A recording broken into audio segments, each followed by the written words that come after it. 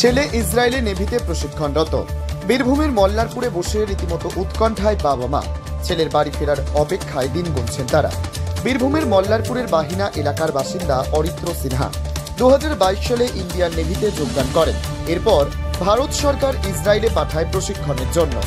সেখানে যাওয়ার পর থেকেই ইরানের সঙ্গে শুরু হয় যুদ্ধ, ফলে আটকে যায় দেশে ফেরার স্বপ্ন। মল্লারপুরের বাড়িতে রয়েছেন বাবা জয়শঙ্কর সিনহা ও মা অনিমা সিনহা। জয়শঙ্কর বাবু বলেন, শুক্রবার ছেলের ইসরায়েল থেকে দেশে ফেরার কথা ছিল, সেই মতো প্লেনের টিকিট কাটা, কিন্তু ইসরায়েলের সমস্ত বিমানবন্দর বন্ধ থাকায় শুক্রবার দেশে ফেরা অনিশ্চিত হয়ে পড়ে। ওই অবস্থায় ছেলের জন্য চিন্তা হচ্ছে, রাতে ঘুম হয় না। ছেলে ভারতীয় অভিবাসন দপ্তরে ফেরার আকাঙ্ক্ষার কথা জানিয়েছে, কিন্তু সেখান থেকে কোনো সবুজ সংকেত মেলেনি। পরিবার সূত্রে জানা গিয়েছে, অরিত্র চলতি বছরের 3 মে ইসরায়েল যায় ইন্ডিয়ান নেভি ডিপার্টমেন্টে ট্রেনিং করার জন্য। সেখানে 1.5 মাস থাকার কথা ছিল। সে দেশের পরিস্থিতি খারাপ থাকায় শুক্রবার নিজের দেশে ফিরতে পারছেন না অরিত্র। বাবা জয়শঙ্কর সিনহা জানান, বুধবার রাতে ছেলের সঙ্গে কথা হয় তার। ছেলে জানিয়েছে সে ভালো আছে, কোনো ভয় নেই, নিরাপদ জায়গাতেই রয়েছে সে। ইসরায়েলের তেল আভিভ শহরে একটি হোটেলে আছে তারা। তবে তার চারপাশে মুহুমুহু বোমার শব্দ পাওয়া যাচ্ছে। ডিপার্টমেন্ট তাদের দেশে ফেরার জন্য ব্যবস্থা করছে। দেশে ফিরতে না পারায় খুব দুশ্চিন্তায় রয়েছে বাবা মা। যেদিন অরিত্রর বাবা কি বলছেন শুনুন। ছেলে মে মাসের 3 তারিখে গেছে, ওরা ইসরায়েলের ট্রেনিংয়ে ডিপার্টমেন্ট থেকে পাঠিয়েছে, ওদের ইন্ডিয়ান নেভি থেকেই পাঠিয়েছে। তো 20 তারিখে ফেরার কথা ছিল, টিকিট ক্যান্সেল হয়েছে এবং যুদ্ধকালীন পরিস্থিতিতে ওদের তো ফ্লাইট সব বন্ধ, এবং কিভাবে আসবে কি না আসবে কিছুই বুঝতে পারছি না। আমরা একটু উদ্বিগ্নের মধ্যে রয়েছি আর কি। তো এখন দেখা যাক, আজকে ইন্ডিয়ান এমবেসি বলেছে যে আজকে জানাবে যে কী পরিস্থিতি, কিভাবে আনবে আর কি। আমরা তো খুব দুশ্চিন্তার মধ্যেই আছি। আর তেল আভিভ শহরে বেশ কয়েকবার অ্যাটাক হয়েছে, আর তেল আভিভ শহরেই আছে আর কি। কবে গিয়েছে? 3রা মে। ছেলের সাথে ফোনে কথা হয়েছে? হ্যাঁ, ছেলের সঙ্গে এমনি কথা হয় মাঝে মাঝে। কালকে রাত্রেও কথা হয়েছে, অনেক রাত অবধি কথা হয়েছে। কি জানিয়েছে? ওই ফেরার ব্যাপারে যে কীভাবে ফেরা হয়, তো বলে যে ইন্ডিয়ান এমবেসির সঙ্গে কথা হয়েছে আমাদের। এমবেসি থেকে বলেছে যে আজকে ওদের ফাইনালি কিছু বলার কথা আর কি, যে কীভাবে আনবে। কি চাইছেন আপনারা? আমি চাইছি কি যত তাড়াতাড়ি সম্ভব আমার ছেলে ইসরায়েল থেকে ইন্ডিয়া ফেরত আসুক, নিজের কাজে জয়েন করুক। ওইখানকার পরিস্থিতির মধ্যে কি কেমন পরিস্থিতি? ইসরায়েলের পরিস্থিতি নিয়ে কি বলছে ছেলে? ইসরায়েলের পরিস্থিতি এমনি, ওরা তো শুনুন বলি, ওরা পরিস্থিতি যত খারাপই থাক, বাড়ির লোককে তো এতটা বলছে না বা বলেও না। আচ্ছা, বলছে আমরা সেভ আছি। আর ও যে হোটেলে আছে আর কি, ওদের সব জায়গাতেই, সব হোটেলে ওদের স্টিলের বাংকার আছে। সেখানে যখনই ওদের মোবাইলে ওদের একটা অ্যাপ আছে, সেই অ্যাপের মাধ্যমে ওদের কাছে অ্যালার্ম বাজে, হোটেলেও অ্যালার্ম বাজছে, শহরেও অ্যালার্ম বাজছে, তখন সঙ্গে সঙ্গে সেফ জায়গায় গিয়ে থাকতে হচ্ছে। এইটাই আর কি। কতটা দুশ্চিন্তার মধ্যে রয়ে যাও? খুবই দুশ্চিন্তার মধ্যে আছি যে কখন কিভাবে কি ঘটছে না ঘটছে। আর যতই ছেলে বলুক যে আমরা সেভ আছে, কিন্তু বাড়িতে তো রোজ টিভিতে চোখের সামনে দেখছি যে এই হচ্ছে ওই হচ্ছে। তেল আভিভেই তো অ্যাটাক হয়েছে, তো ইন্ডিয়ান আমেরিকান এমবেসিতে তো কালকে অ্যাটাকও হয়েছে শুনলাম। তারপরে কি করে ভাববো যে ঠিকঠাক আছে সব কিছু। পাশাপাশি উদ্বিগ্ন অরিত্রর মা অনিমা সিনহা কি বলেছেন শুনে নেওয়া যাক। এবং কিভাবে আছে কি বলে?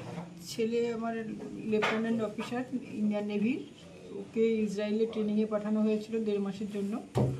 দিয়ে এই 20 তারিখে ওর আসার কথা ছিল, কিন্তু ইসরায়েল ইরানের যুদ্ধের জন্য ওদের টিকিট ক্যান্সেল করা হয়, কারণ ওখানকার বিমানবন্দর সব বন্ধ করে দেওয়া হয়েছে।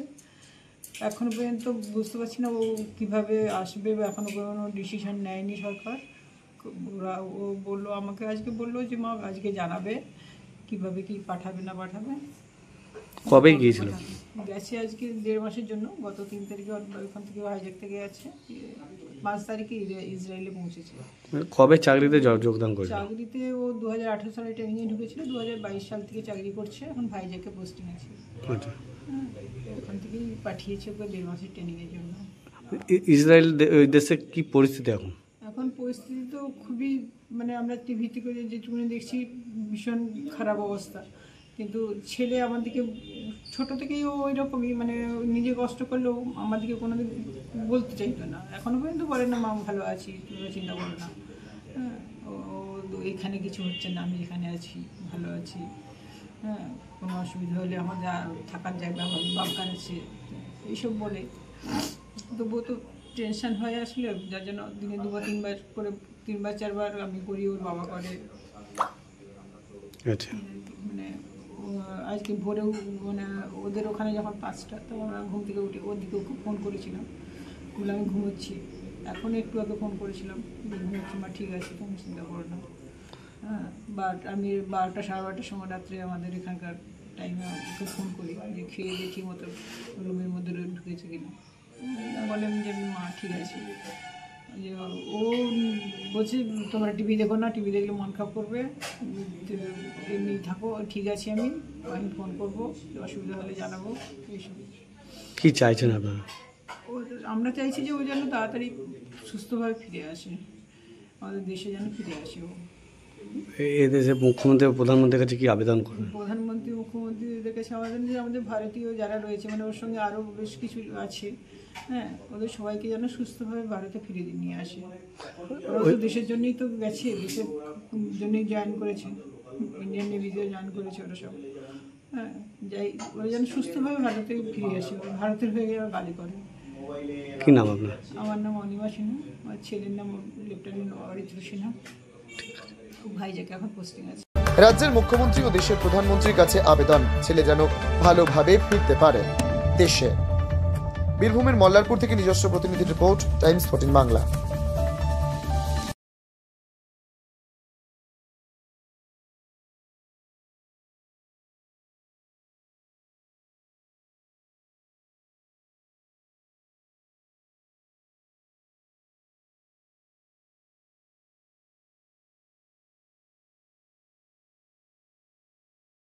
আপনি কি কিডনি রোগে ভুগছেন?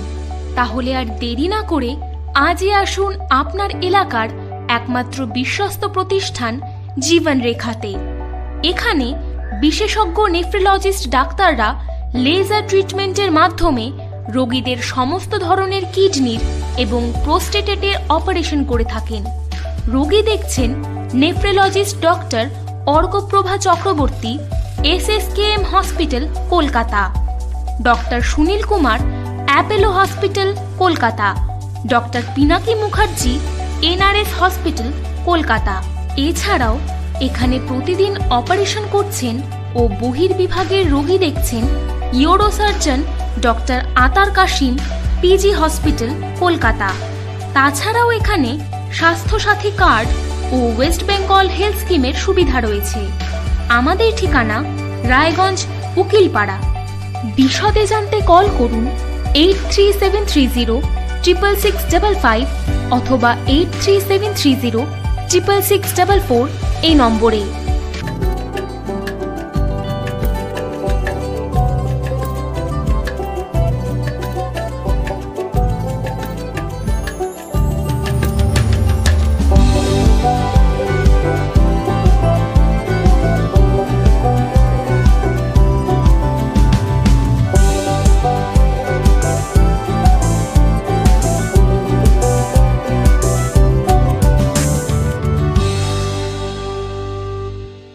আপনি কি চাকরি পরীক্ষার্থী? চাকরি পরীক্ষার বই খুঁজছেন? তাহলে আজই চলে আসুন সৌরভ বুক অ্যান্ড ম্যাগাজিন সেন্টারে। এখানে BSc, WBCS, bank, rail, ICDS, nursing, ANM এবং GNM সহ কেন্দ্রীয় ও রাজ্য সরকারের সকল চাকরির পরীক্ষার বই ও ম্যাগাজিন পাওয়া যায়। আমাদের ঠিকানা খড়িমোড়, মোহনবাটি, রায়গঞ্জ। বিস্তারিত জানতে যোগাযোগ করুন 9002904090 অথবা 9434347016।